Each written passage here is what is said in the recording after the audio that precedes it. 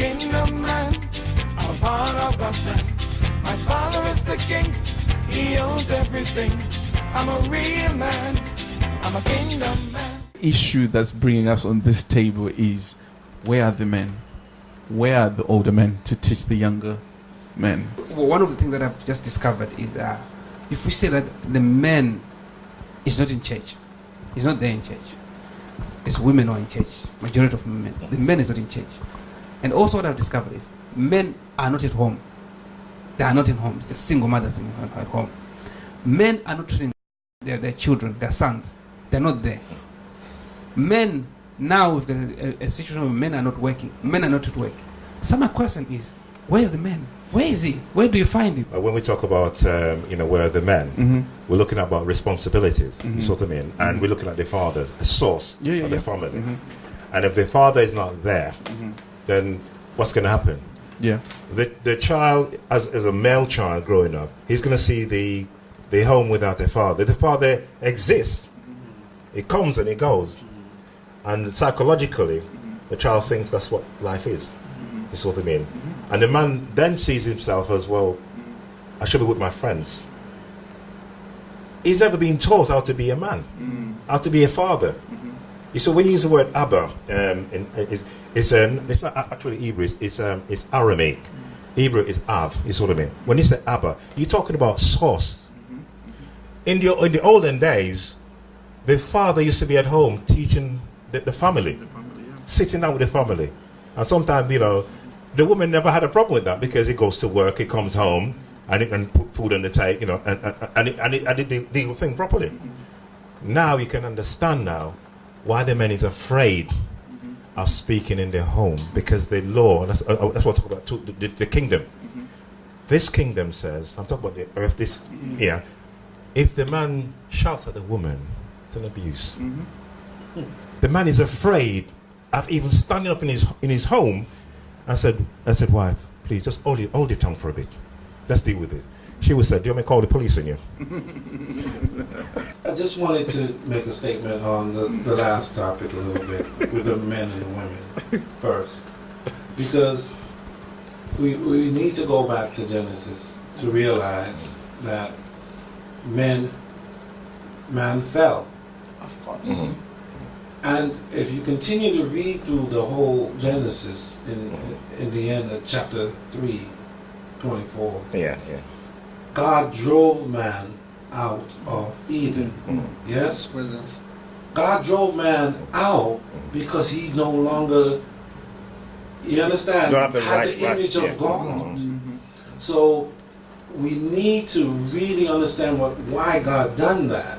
Because if God said he created man in his image, there's something that was truly lost that we are not really zoning in on, if you will, right?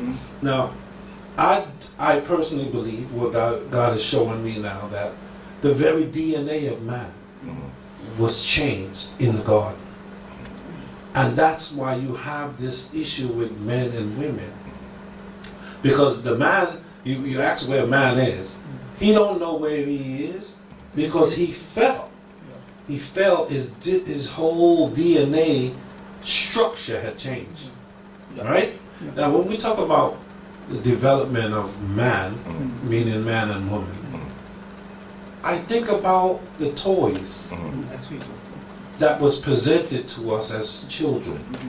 That's the development stage. And the enemy knew what to give this and what to give that. I just want to echo that the little girl had what? She had the house, the Barbie set, the kitchen. She had the dress, the closet, and everything developing her mind. What did the little boy have?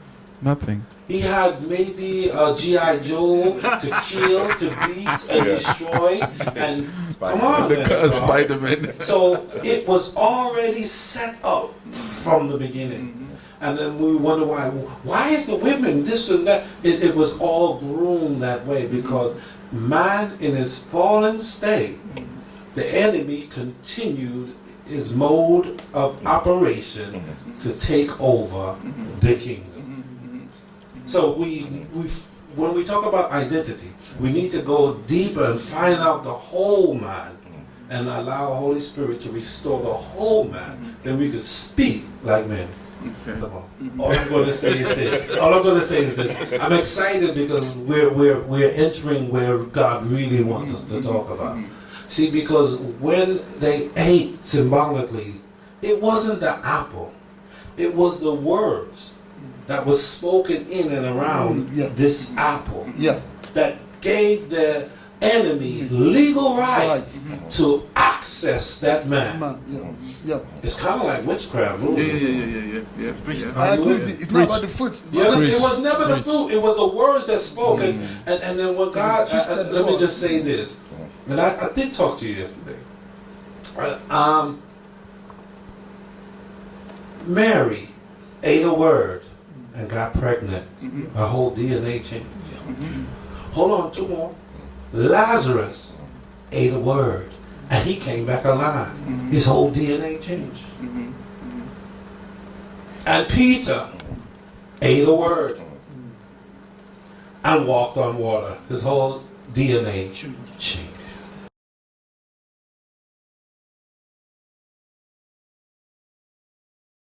Okay, I have to bring this to a close. Oh, man, God, we gotta time out, oh, guys. Thank you for tuning in. You know, it's hot up in here. You know, but keep on, you know, watching, and we're gonna come next week with something different. Thank you all for coming. All right, thank you guys for your contributions. We really appreciate it.